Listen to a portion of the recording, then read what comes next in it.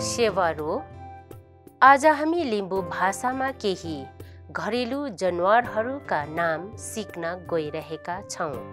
काउलाई लिम्बू भाषामा पित भनिन्छ। डकलाई लिम्बू भाषामा ख्याबा अथवा कोचो भनिन्छ। क्याटलाई लिम्बू भाषामा मियोङ भनिन्छ। पिगलाई लिम्बू भाषामा फाक भनिन्छ।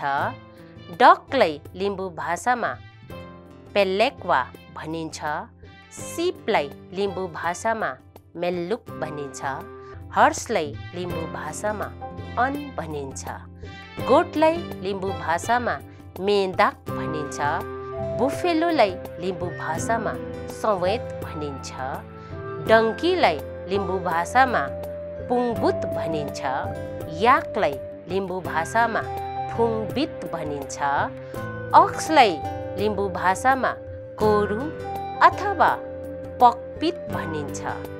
हेनलाई लिम्बू भाषामा वा भनिन्छ।